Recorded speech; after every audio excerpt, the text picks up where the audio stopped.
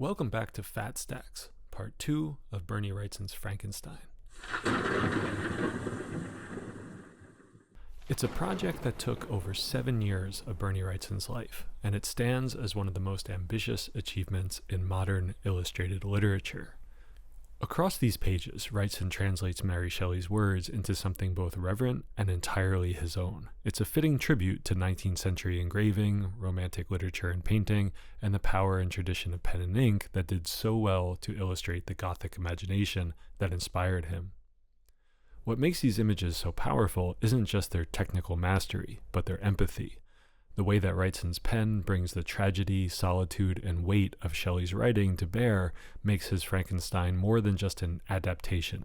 It sits as a dialogue across centuries between artist and author, between the creator and the creation. In part 1, we looked at some of the techniques, compositions, and the pacing of the book overall, but we really didn't discuss the story almost at all. In this episode, I'm going to pace his illustrations with Shelley's narrative because I feel that you'll enjoy and understand the artworks better if you understand the context, right? But Shelley's writing is just part of the context. Wrightson's work is a love letter to the long traditions of art that inspired it. So I'm going to take some detours from the narrative itself and follow some threads that I think I see in his work. Some are obvious, like his relationship to Franklin Booth, and some are more personal. The connections I make in this video aren't necessarily things that Wrightson himself was thinking about or consciously inspired by. They're simply what I see in his work, and what I see there in his compositions transcends the genre and boundaries of horror illustration.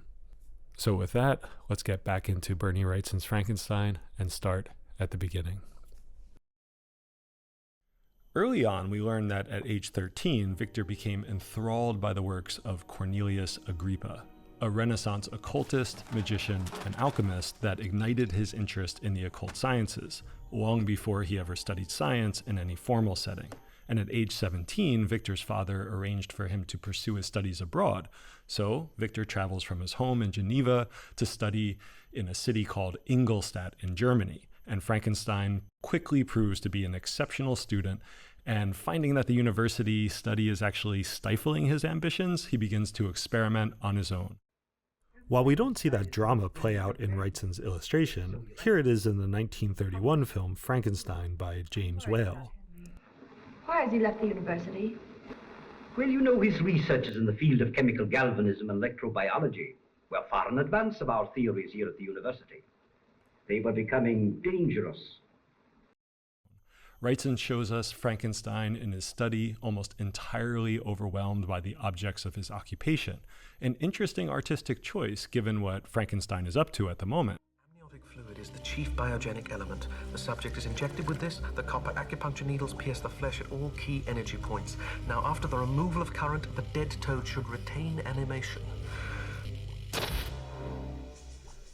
This is one of Frankenstein's "it's alive" moments, and I think it's interesting that Wrightson avoids the kind of close-ups and exaggerated emotions that the directors of the films often choose to show us. That's the combination.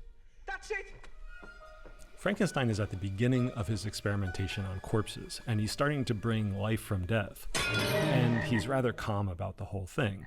About it, he says, "Darkness had no effect upon my fancy, and a churchyard was to me merely the receptacle of bodies deprived of life, which from being the seat of beauty and strength had become food for the worm." But Wrightson doesn't show us those grim investigations. Instead, he gives us a more psychological representation. He seems to want to make these images a portrait of a man soon to be overwhelmed by the magnitude of his endeavors, all expressed through the paraphernalia of his work. These particular compositions have a kind of "you made your bed and now lay in it" feeling. And Frankenstein, after all, is the definition of hubris, and the pictures seem like a not-so-subtle visual metaphor for the chaos that will inevitably consume his life. Although it was made more than 50 years after Frankenstein was written, I'd like to put this painting by Barg next to Wrightson's work. It's called "The Arab Dealer Amongst His Antiques." Barg was an important part of a group of painters that are now referred to as the Orientalists. The Orientalists were fascinated by what they called the Orient, or the Near East, which included parts of North Africa, the Middle East, and the Eastern Mediterranean region. Those terms, though, Orient and Near East, reveal more about European fantasies of what they considered exotic than actual geography or culture, and because of that, they connote something far different today. Crucially, the Orientalists were not ethnographers, but at a glance, the work feels ethnographic. They're convincing. The intricate fabrics, the architectural details, and the atmospheric light give the illusion of authenticity. But what they offer is not truth, but a carefully staged fiction of what feels true. This is a decidedly different approach than what either Shelley or Wrightson take when building the world of Frankenstein. The romantic, moody, and melodramatic approach of their work don't bring us towards realism, but instead create a kind of dreamy otherworld. They speak the language of the Romantics. Both Shelley and Wrightson give a lot of space over to space, to landscape and still life and detail, and this fills out their world with sincerity. And in this compositional struggle, the artist's choice of how much composition to give over to the figure versus the environment, we find that the Orientalists and Frankenstein do in fact have something in common. The humans in these images have to struggle for importance in a kind of man versus nature way, or even sometimes a man versus his own nature kind of way. So notice that the title of Bargues' painting is lacking a name for the Arab dealer. The identity of the man depicted is reduced to categories. What kind of person? An Arab. What kind of trade? An antique dealer. It's an approach that did not age well, but I see similar compositional decisions made in contemporary art as well, done in some very exciting and different ways. For example, in the work of Saudi Arabian photographer Vladimir Antaki. And here's Antaki sitting in front of one of his almost life-size prints from his series called The Guardians. In the book, by the same name, The Guardians by Vladimir Antaki, we see the print here, and we see the title, Ghislaine Serrard, and we noticed right away the difference between the Orientalist approach and Antaki's. This is very much about the person situated within their environment. Her name's right here, and a text in her own words and her partner's describing their relationship. Her partner says, "We work all the time, all the time. It's crazy." And this book is filled with dense compositions like this, and I love this. Notice that everything in the composition is in focus, not just the figure. And honestly, in a world of photographs that are obsessed with shallow depths of field with apertures wide open, I love that Antaki focuses on focusing. Everything's in focus so that you can spend time in the foreground, in the background, you can look at the figure, but really you cannot take in these images at a glance. Right? You want to spend more and more time traveling and traversing the terrain of this experience. So you never really get tired of looking at it because you can never really comprehend everything that's in it. And I love that about his work. In another example, in South Korean artist Jung Mae-yoon's work, who arranges people not only within the boundaries of their objects, but color codes them as well, to both interesting and unsettling effect. Both artists seem to be assembling the portraits and personalities of their subjects through an assemblage of inanimate objects. Their work, perhaps not exactly sharing the mood of Frankenstein, still seems to be exploring the theme. Returning to Frankenstein, after the success of his experiment, the mood of the book and of the doctor permanently shifts. Confronted with his ungodly creation, Victor is immediately disgusted by the realization of what he's done and is tormented by the mere presence of the creature. About it, he says, "No mortal could support the horror of that countenance. A mummy, again, endued with animation, could not be so hideous as that wretch. I had gazed upon him while he was unfinished, and he was ugly. But when those muscles and joints were rendered capable of motion, it became a thing such as even Dante could not have conceived." Although I'm not so sure Dante would agree, given what Dore came up with when he was illustrating Farinata in Canto 10 of his Inferno. Completely overwhelmed with anxiety over what he's done, Victor flees his apartment, literally running from the responsibility of his actions, and he goes out into the city of Ingolstadt, leaving the monster, the source of his agony, behind. Victor stays out most of the night, and by chance, he encounters Henry Clerval, his childhood friend who had just arrived to Ingolstadt by carriage. Henry, concerned for Victor's health, was also looking for Victor, and luckily, they coincidentally collided just at the right moment. If this seems a bit convenient, then you are catching on to what some of Mary Shelley's critics mention, an over-reliance on coincidence or plot convenience to move the story forward. Nonetheless, Henry had come to find Victor and immediately noticed Victor's odd and disturbing behavior. They both returned to Victor's apartment shortly after meeting, and to the surprise of the reader and the absolute delight of Victor, it's discovered that the creature had escaped. The source of Victor's grief was, at least for the moment, gone from his sight and gone from his life, and he was ecstatic. In the following weeks, Clerval helps Victor recover from his stress and anxiety by writing letters back and forth to his family in Geneva. Victor is heartened by the cheerful news about his younger brother, William, and Ernest. And here is Ernest shown beholding the power of nature before a striking arrangement of rocks. Wrightson demonstrates perfectly how to situate a figure within a dense, complicated background without losing focus. The diagonals are carefully orchestrated, the lights and darks deliberately balanced to keep focus on the subject. The directionality of the line work creates both rhythm and tension, drawing your eye out into the vastness of nature and back again towards the figure, while the oddness and the shape and the arrangement of the stones are an interesting curiosity worth pondering over. Once again, Wrightson seems to be engaging in the concerns of the time, the sublime power of nature. Mary Shelley herself was a leading figure in the Romantic period, as was her husband Percy Shelley. The Romantics elevated the power of nature, as well as the inner world of the individual and the transformative power of imagination. These themes are strikingly apparent in the novel Frankenstein. So many of the Frankenstein films focus so much on the doctor, the monster, and the murders, and leave out the backdrop to the story. The original film from 1931 doesn't feature the Arctic adventure or the mountains at all. And maybe that's for budget reasons. It's certainly not cheap to film in the Alps. But I'm glad that Wrightson prioritizes the context as much, or even sometimes more, than the characters themselves. This seems in line with Shelley's writings and the intentions of the Romantics.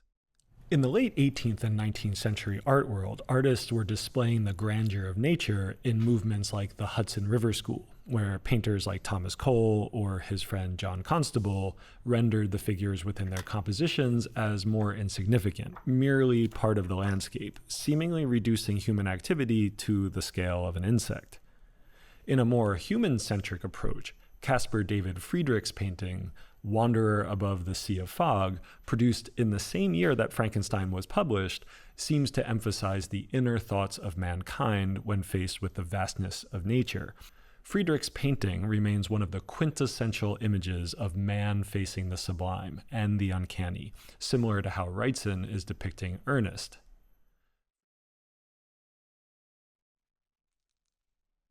The word sublime itself appears 7 times throughout the Frankenstein novel. Not quite as often as wretched or miserable, both of which appear exactly 66 times. That seems odd. But anyway, the book still spends a great deal of time describing the sublime landscapes that surround Frankenstein and deeply impact his moods. The sublime and the uncanny were central preoccupations of the Romantic era.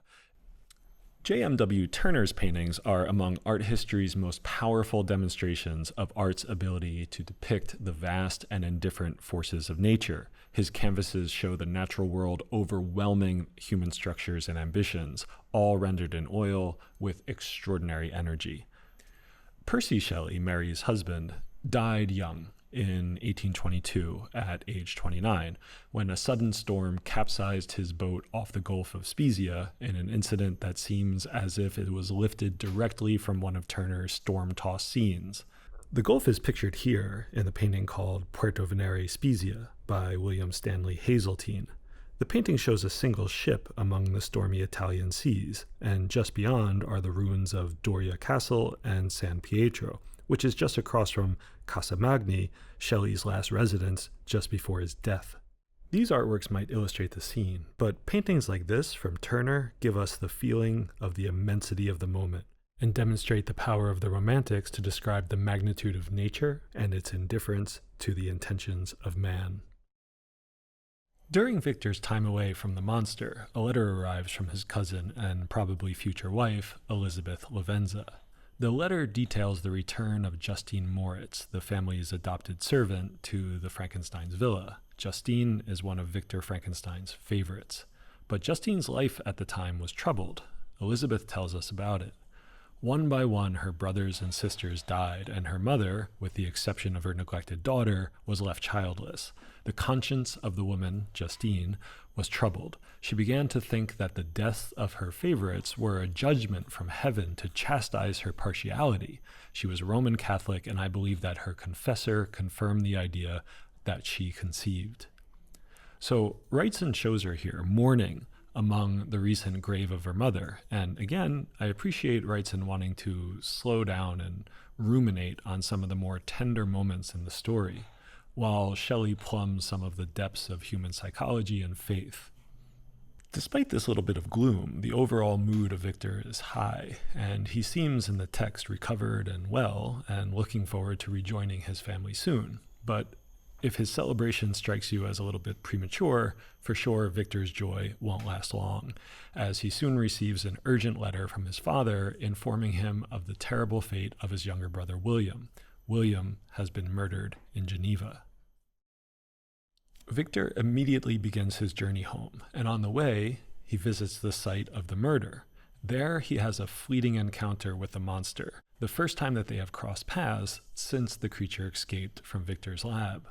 Again, the timing seems a bit convenient, but it's explained later when the point of view of the book shifts from Victor's to the monster's. Interestingly, though, here Shelley again offers us a deep psychological insight through Victor's inner thoughts. Upon seeing the monster there, he was so revolted that he immediately knew that he was the murderer. I could have no doubt that the mere presence of the idea was an irresistible proof of the fact. It's an example of how passionate the Romantics are about the power of inner knowledge, but it's also an important reminder about how the mind can work towards a kind of confirmation bias, definitely as relevant now as ever in our current political climate.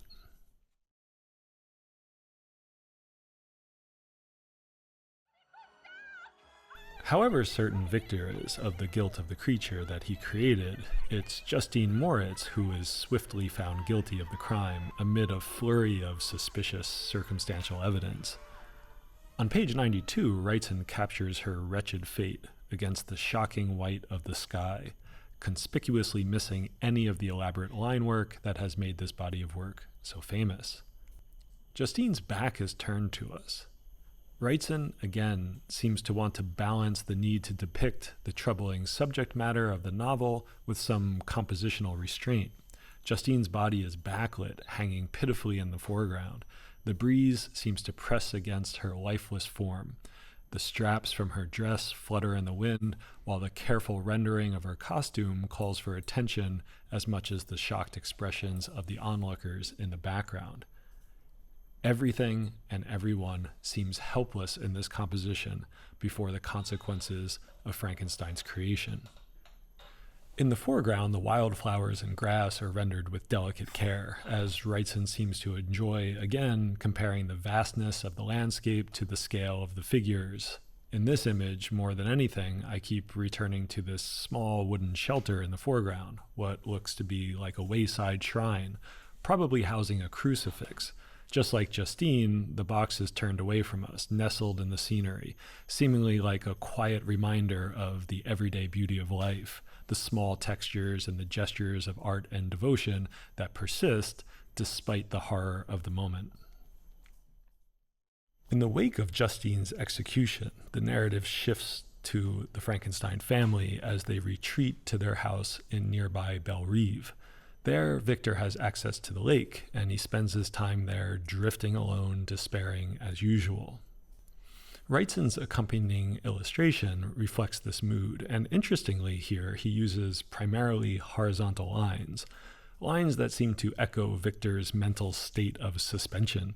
It's interesting to compare it to an earlier image built from primarily vertical lines, which provides an entirely different raining kind of mood, showing the implications of simple directionalities of line can have. In the background of the image, we see a distant landscape, but we also begin to see the limitations of the technique. The background has a kind of pixelated quality, and it's moments like this that I enjoy thinking about and comparing how other artists tackle similar problems in similar media. Like, for instance, this guy, Franklin Booth. I just did a video on Franklin Booth not too long ago, and the connection between him and Bernie Wrightson is no mystery. Obviously, Bernie Wrightson took a lot of inspiration from Franklin Booth's methods and his line work strategies. So we're not going to dwell on Franklin Booth too much because it's basically the same conversation we're having about Bernie Wrightson's work. So let's take a look at another artist that solves things a little bit differently. Gustave Doré. So Doré, Franklin Booth, and Bernie Wrightson are all using pretty much the same strategy. They're all using line work and compressed value to create focus and depth within their images. And because their images are complicated, many figures, multiple depths, different textures, things like that, they use these different line work strategies to create separation. But again, there's not so much conceptual difference between how Bernie Wrightson is dealing with his images and how Doré is dealing with his. So let's take a look at something totally different, such as Albrecht Dürer's woodcuts. Now, obviously, they're totally different mediums, and woodcuts are not etchings and they're not pen and ink drawings, but conceptually, there's something really different here too. Now, these images seem almost chaotic by comparison. There's no focus point, and value is not used to really create focus as much as it does just occasional separation. Here we see some darks and lights, but really they're just almost colors of things. The roads and the pathways seem dark, and the figures seem light. Also, Dürer seems to like to wrap his lines around the form, creating what we call bracelet shading. This is kind of an interesting difference, but the main difference is compositionally, and that may be because these are meant for reproduction, and maybe they were painted or otherwise affected after their printing. I really like looking around and spending the time to investigate these images. Just like we saw in Antaki's work earlier, these are not images that you can digest quickly or even at a glance. You have to really spend some time to look around the images and find all the details and all the information. Everything is in focus. And when we're talking about design and pen and ink, we have to talk about Sergio Tappi. Now, Tappi is really interesting because while he does a lot with imagery and is very descriptive in his drawing, those descriptions are couched in a kind of design, a kind of ornate sensibility, almost like as if the line work is sort of tattooed on the surface of the form instead of just simply wrapping around it or describing it. There's a whole different sense of design strategy in Tappi's work that really separates him from any other artist that I've seen.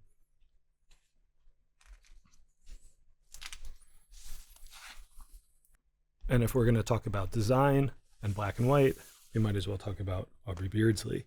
Now, in an image like this, Beardsley shows his masterful use of darks and lights, and especially how he draws light into dark and dark into light in different areas. But again, there's no rendering, right? These things are not round. The lines don't wrap around the form to show volume. They create almost graphic separations, flat separations, just regions of the composition that are separated by line work. It's really interesting, totally different than what Wrightson and Doré and Franklin Booth are doing. And if we want to look at something totally different, then let's look at this guy. Now, Vincent van Gogh is very, very well known for his paintings. And to be honest, I've never been as interested in his paintings as I am in his drawings.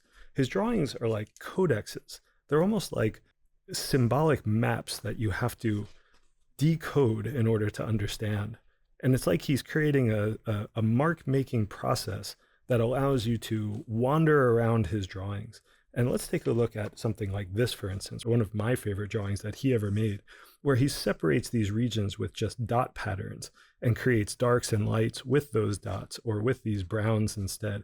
It's so interesting the way he does this. And it's really not just strict description. There's really something graphic and flat about it. Look at the symbols and the codes in this little mountain here. All these different mark-making patterns. It's so fascinating. And really totally different than what anybody else in that stack has been doing so far. So now that we got some context, let's get back to Bernie Wrightson's Frankenstein. Victor's brooding on the lake won't last for long, though, as he suddenly bolts, seeking relief and escape as usual. He hires a mule and leaves Bellerive for a journey into the Alps, hoping to restore his mood by returning to the nostalgic landscapes that had shaped him as a boy. His journey through Mont Blanc recalls not only the physical immensity of nature, but also the romantic's fascination with the sublime that we discussed before. With the aid of the mule, Victor presses deeper into the mountains, fleeing his despair. At last, he arrives in Chamonix, beside the river Arveiron. It's here, surrounded by glaciers, that Victor feels renewed, writing that the sight filled him with sublime ecstasy that gave wings to the soul and allowed it to soar from the obscure world to light and joy. But maybe you're sensing a theme. Whenever Victor feels joy, you know that his creature is just around the corner waiting to take that joy away. And there, amongst the frozen glaciers, the monster confronts Victor face to face. The monster has been maturing out of sight of Victor for almost 2 years now, and he eloquently makes his case. But Victor is repulsed and only wants the monster away from him. But the monster persists, and ultimately Victor agrees to at least hear the creature's sad, sad story. The next few chapters are told in first person as the creature details the moments after his escape from Frankenstein's lab. Wrightson shows us the monster in a pathetic state, desperately drinking from a stream, the reality of the world around him distorted in the reflections of the water. The next illustration shows the creature being attacked by villagers after he entered a home foraging for food. And for as exciting as the action in this image is, the strange, disoriented gesture of the monster, the trampled man underfoot, those watching from the windows, I really enjoy most getting to look at some of the architecture and explore some of the details of the environment of this story. It helps us slow down and keeps us from turning the page too quickly.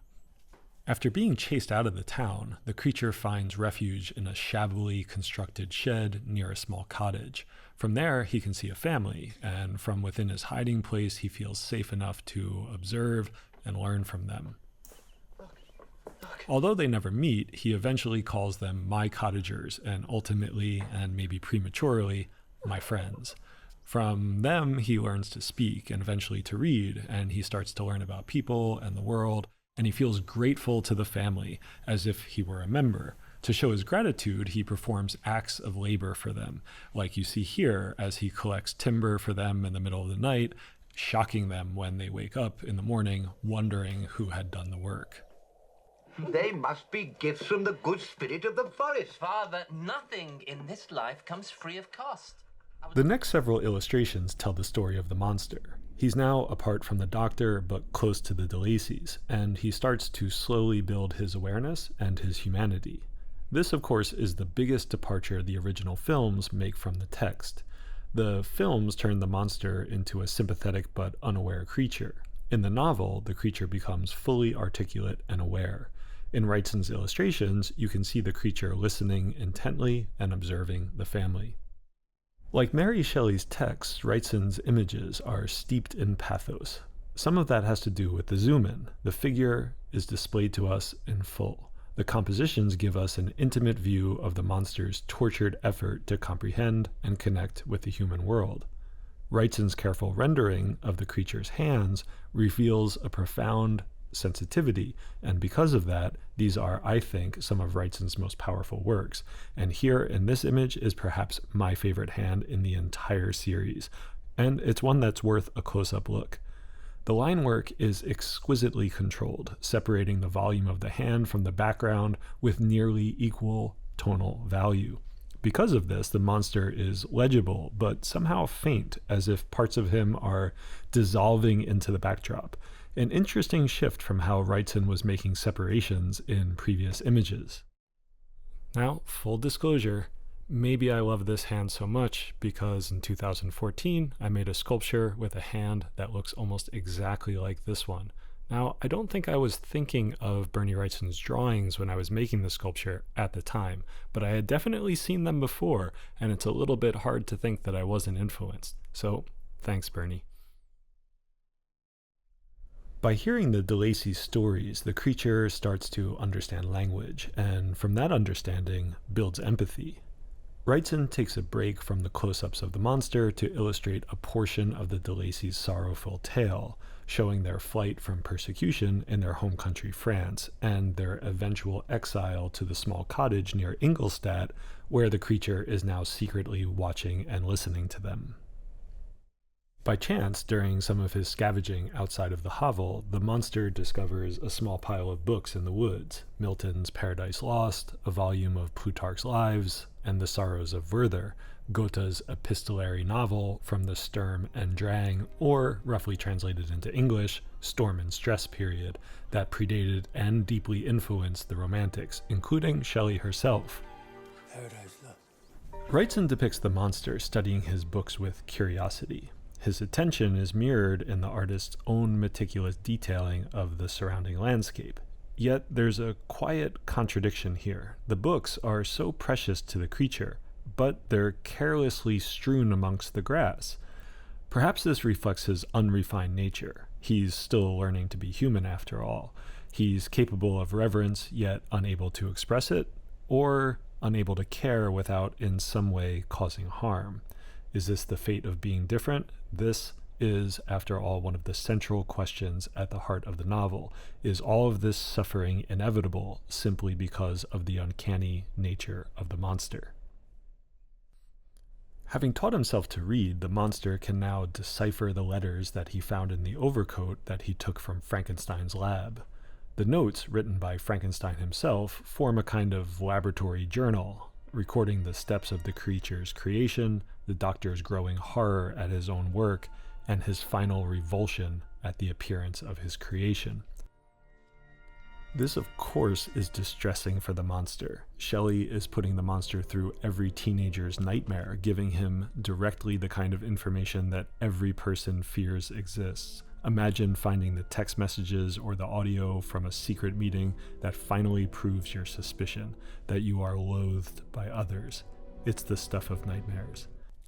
And remember that the monster is confronting and speaking directly to Frankenstein about finding his. The monster describes his agonizing self-hatred due to being rejected by Frankenstein himself and the resulting feelings of isolation and fury. "My form is a filthy type of yours," he says. "Even Satan had his companions to admire and encourage him, but I am solitary and abhorred." Frankenstein's notes bring the story forward in an interesting way, as now the monster is fully aware of his monstrousness. He understands the effect his appearance is having on others. Wrightson shows us the aftermath of him having read these notes. The monster is curled up in self-contempt in the corner of his miserable hovel.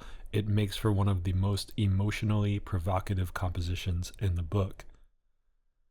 The streaks of light tear through the composition and the ink with which Wrightson draws, giving a feeling of the aggressiveness and the intrusiveness of the outside world on the inner thoughts of the monster. The subtlety of the anatomy here in the elbow, the wrists, the hands, it speaks to the monster's emotional state, all shown through the mottled light of the hovel. But this detail, the monster's unblinking and determined eye, gives a clear indication that while the monster's spirit might be bent, it is not broken, and he knows the challenges in front of him. So the creature musters the courage and approaches the old de Lacy, and he does make progress to gain his sympathy, but unfortunately the rest of the family returns and immediately misunderstands the intentions of the monster, beats him, and chases him out. I find this to be one of the saddest and most important moments in the book, and I really wish that we could see what Wrightson might make of such a scene, but unfortunately, there is no illustration. In the aftermath, the monster burns the cottage, and Wrightson shows us that here, perhaps a little bit anticlimactically. The misery of the situation, though, is only just getting started. This next illustration by Wrightson shows a heartbreaking plot point. Traveling in the direction of Geneva, the monster comes across a young girl who accidentally slipped into the river. The monster went through a great effort to save her, but when he was found by her side, instead of receiving any thanks, he was met again with fear and aggression. The man who found them drew a gun and shot him. Strangely, the film adaptations rarely show this, seemingly missing an opportunity to build sympathy for the monster's dilemmas. Here, in the 1931 version, we see a total reversal. Frankenstein, trying to innocently interact with a young girl, misunderstands the game that they're playing, and the creature throws the girl into the river instead of saving her. It's an interesting plot rewrite that seems to echo Wrightson's depiction of the monster's treatment of his precious books from that earlier illustration. This scene seems to indicate that because of the monster's uncanny origins, he is unable to show love in any normal way. However, Mary Shelley's book describes this as a much more sympathetic scene. The creature is purely the victim of his own good intentions, and the creature goes on to describe how he feels about it to Frankenstein as well. It's a sad story of undeserved pain and violence that gives way to rage and a vow of eternal hatred and vengeance towards all mankind. This moment does a lot to show us how the monster came to be how he now is, murderous and filled with rage. But despite his justified animosity, he still appeals to the humanity of Frankenstein, first begging, but then demanding that the doctor make him a companion, a female creature. And he warns Frankenstein, "Do not deny my request." As usual, Frankenstein is less than receptive to the monster's pleas for compassion.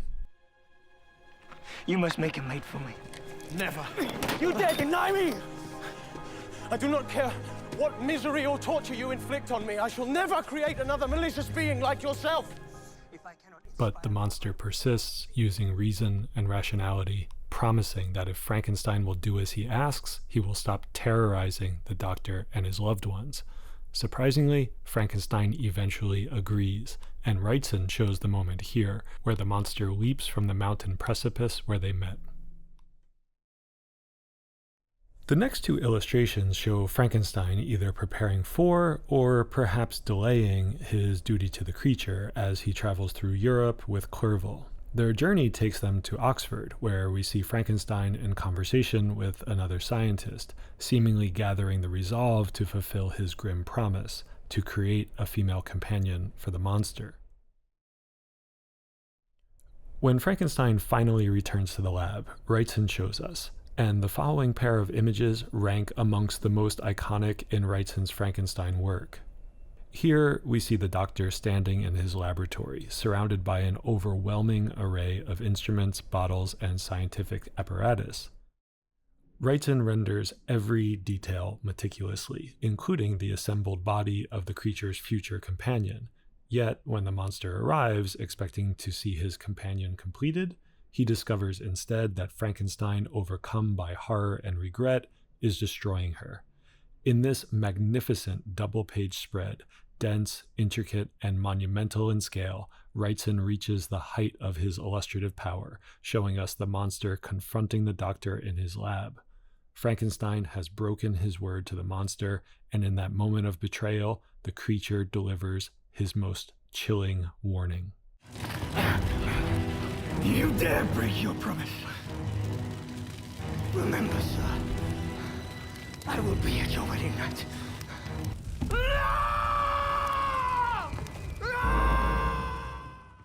After the monster flees Victor's lab, Victor decides to destroy the evidence of his experiment. He again gets in his boat and, filling a basket with his instruments and the remains of the unanimated corpse, casts them into the sea.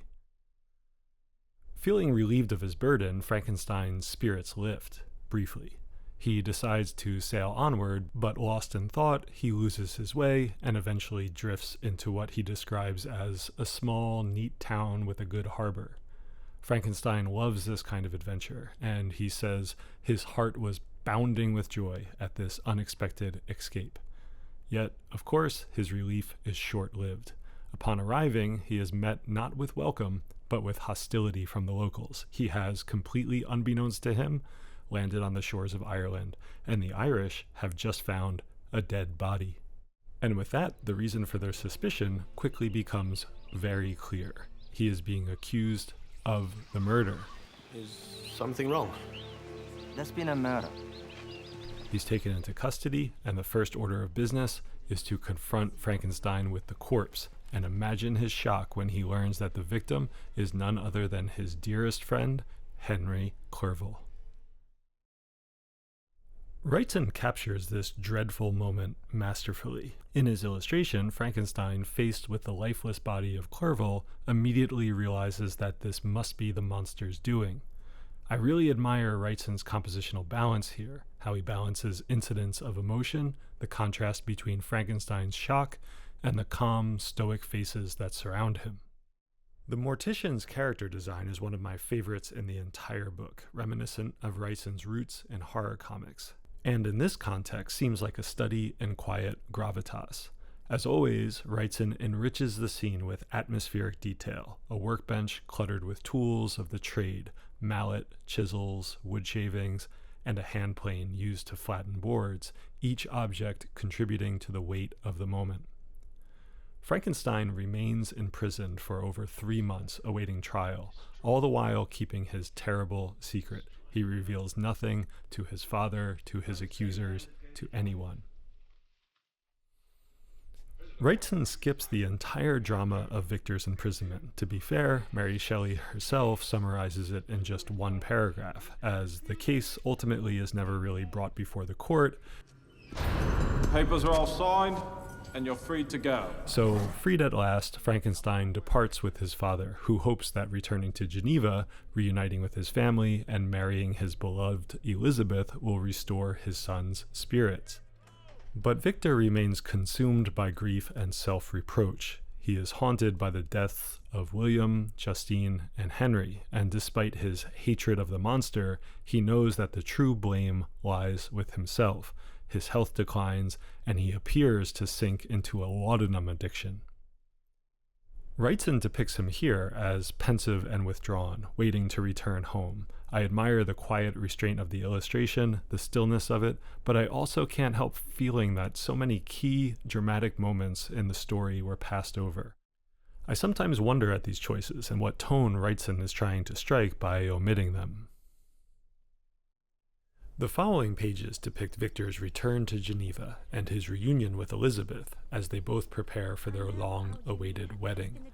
Yet Victor remains consumed by dread, haunted by the monster's ominous promise, "I'll be with you on your wedding night."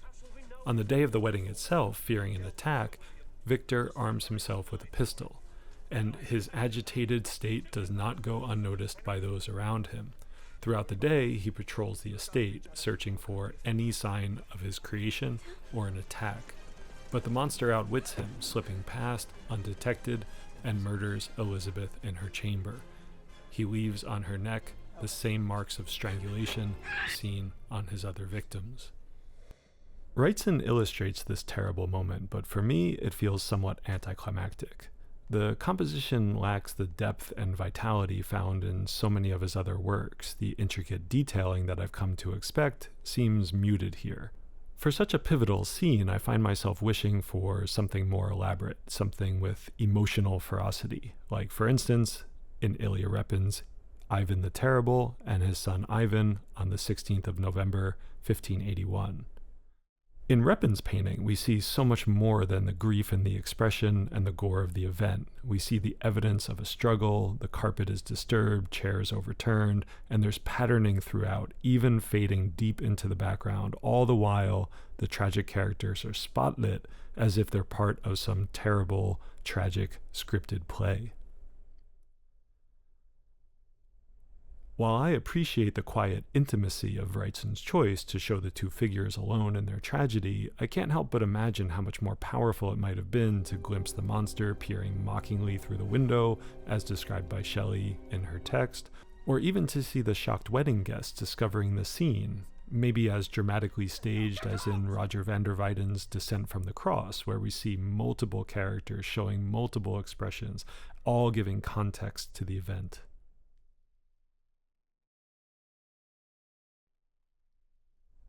In the aftermath of Elizabeth's murder, the police launch a search for the killer, and at last, finally, Frankenstein reveals his secret. In desperation, he confesses the entire story of the creation of the monster. That is my story. That is what happened. You don't believe me, do you? The authorities, as authorities sometimes can be, are skeptical. You must believe me, do you hear? Paul, my friend. Tell them, Paul. Tell them what, Victor? About him. About the creature I made. Go on, Paul, tell them. You were the only person ever to see him apart from myself. That's what I've been saying. It was him. He did it. Who? Who did it, Victor? The creature I made. You know the man. Tell them. Simply put, they just don't believe him. Wrightson depicts this moment vividly. Frankenstein, overcome with despair, collapses under the weight of his own confession and the realization that he will not be believed and that he will be forever alone and bound to the monster that he had created. This scene of Wrightson's and its collection of figures reminds me a bit of the great tradition of Spanish painters, maybe chief among them, Diego Velázquez.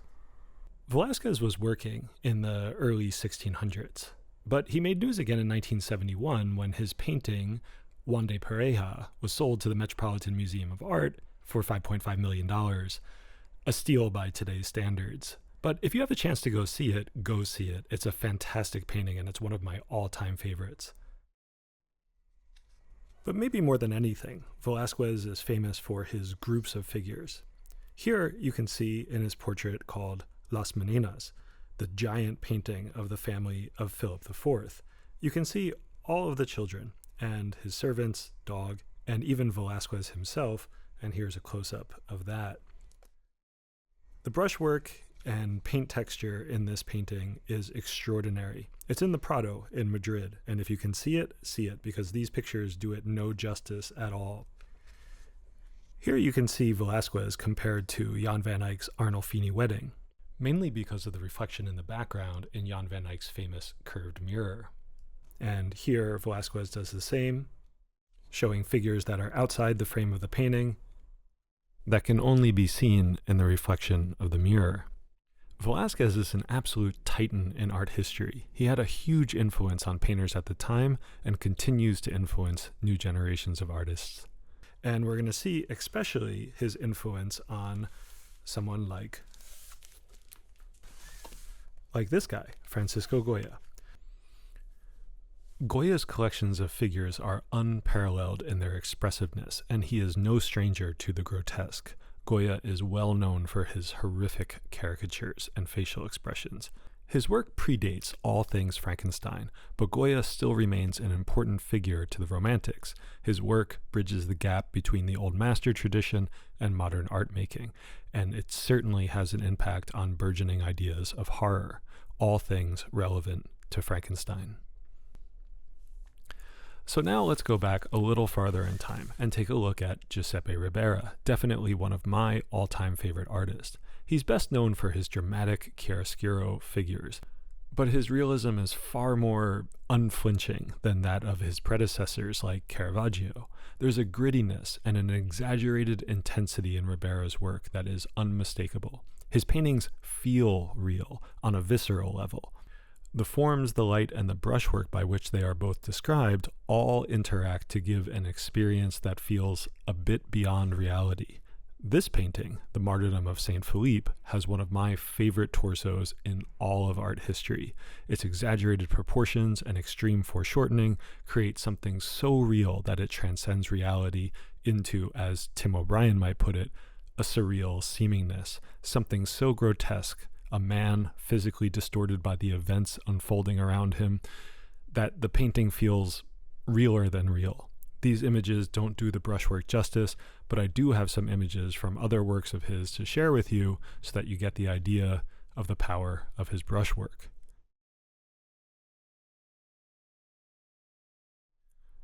Wrightson, of course, is using line work, not brushstrokes, to build his compositions. He relies on the stark contrast of black and white to create value without the aid of color, yet the mood of his environments feel just as rich and complete as any painted scene. I started this diversion into the Spanish masters by talking about their groupings of figures, and while the Spanish are certainly not alone in this, their treatment of the grotesque and its deep connection to horror is what drew me down this path. Wrightson's arrangements of figures seem to carry a similar emotional gravity to what we see in the Spanish works, and I want to put a few of them side by side without any thesis, just to compare. I want to place his circle of figures gathered around the fallen doctor, their rifles glinting faintly in the dim light, beside, for instance, Velázquez's three musicians. Or I'll put Frankenstein from the very beginning of the novel being dragged onto Walton's ship, besides Goya's The Great He-Goat. Or these figures from The Witch's Sabbath. Or this scene, the monster beaten and fleeing, trampling men beneath him, next to Ribera's Martyrdom of St. Bartholomew. Or here, where we see the de Lacy family, exiled and weary, recalling the haunted weariness of Goya's The Spell. Or, in a more interesting contrast maybe, with this detail from his painting called Summer. And finally, Wrightson's illustration of the accusing Irish confronting Frankenstein in front of the corpse of his best friend, Henry Clerval, compared to Ribera's The Denial of St. Peter, or the Martyrdom of St. Philip. So having followed these threads through the dark, twisting corridors of Spanish painting, let's step back into the shadows of Wrightson's Frankenstein, where the same traditions of grandeur, drama, suffering, and the sublime continue. Knowing that the monster would never cease haunting him, Frankenstein musters what strength he can and sets out to hunt his own creation, driven by a desperate need for justice and revenge. For months, the two pursue and evade each other across vast, desolate landscapes, locked in a grim game of endurance. But Frankenstein's body begins to fail him. Most of his sled dogs are starved and dying, and he himself is near death when, by chance, he spots the ship of the intrepid explorer Robert Walton. And just like that, the story circles back to its beginning, to the icy seas where Shelley first introduced us to the man who would befriend Victor and ultimately record the tragic tale of Frankenstein and his monster. Frankenstein dies there with only Walton at his side, completely separated from his beloved countryside and his family. He is overcome by exhaustion and despair. Wrightson captures this moment beautifully. The dying doctor, frail yet dignified, is speaking to his final companion, Walton. Soon after, Frankenstein is gone. Walton recounts all of this in a letter to his sister. And in true Shelley fashion, he leaves us on a mid-letter cliffhanger when he hears noises and rumbling from the cabin of Frankenstein. He goes to investigate, and to what I guess is no one's surprise, there is the monster standing before his creator. In this last encounter, the monster speaks with Walton, who, like every other person he has ever interacted with, is disgusted at his appearance, but enthralled with his elegance. Walton knows Frankenstein's side of the story only, so the creature defends himself, giving his very self-aware account of his feelings of isolation, rejection, and the murderous behaviors that have resulted. He is cold. He is dead. Who did this to him? You did. The monster assures Walton that now that his creator is gone, he too will soon die. Wrightson gives us here the only full-page close-up portrait of the monster in the entire book. A sympathetic view, his eyes unfocused, gazing just out of frame. And in this final double-page spread, placed fittingly on the end sheet, we see the full figure of the monster standing against the freezing, bitter wind, his cloak showing us the force of the gale. Walton's ship is deep in the background, sailing away through the churning Arctic waters. The monster is alone. And with that haunting image, Bernie Wrightson's Frankenstein comes to its close. Hey, thanks for watching. That was a long video, and I hope you enjoyed it. It was by far the longest video that I've ever made. It was so long that in the meantime, between the beginning and now, I've grown a beard. But I am still wearing the same t-shirt. But I promise that I have more than one t-shirt. I just found it and put it on so that there was continuity, because you like that. Anyway, interestingly and coincidentally, Guillermo del Toro is making a Frankenstein film, and I didn't know that. It's coming out really soon. In fact, it's coming out almost exactly the same time that this video will come out, and I feel really lucky that that's happening. I feel also a bit crazy that I didn't know. I guess I'm reading too many books and not paying attention to what's going on. But anyway, I'm really excited to see it. I hope that you are too. I'm really indebted to all of the films and videos and reincarnations and reinterpretations of Mary Shelley's story. I think it's so interesting what's happened to the characters over the years and the storyline over the years, and all of these different films and books and reiterations have added complexity and depth to what already is an amazing story. So I'm really excited to see what this new Netflix special is going to do with the story. In the meantime, as always, please like and subscribe and hit the notification bell. It really helps me continue to make these videos. It's how YouTube works, and I need you to do that in order for me to keep going. So please do so. And I'm going to have a lot more content coming out. There's some follow-up to this Frankenstein stuff, including when I visit Professor Lisa Winstanley's office to get a graphic designer's perspective on what she thinks of the book and the design and the typeface and the layout and all of that. And I'm really excited to go to Professor Ella Stubru's chemistry lab to see what a chemist thinks about what Bernie Wrightson showed us in Frankenstein's lab. Is that just illustrative decoration, science-y stuff, or is it actually what a chemist would do at the time in order to do such experiments? So I'm really excited to get her perspective on that. So please join me for that one coming up soon. And if you remember back to the last video, I mentioned that there were some illustrations that were not included in this production of Bernie Wrightson's Frankenstein. A couple people in the comments clued me into this book, which I did not know existed, but now do, and my library here at NTU has helped track down. So now I have it, and I can share those lost illustrations with you in the next video as well. So I'm really excited to get into that because this has a bunch of images that are really meaningful to the overall story. And in the meantime, please keep making art, keep drawing, keep reading, and do all of those things without using AI. Nobody likes that. Don't use AI to make art. Bye.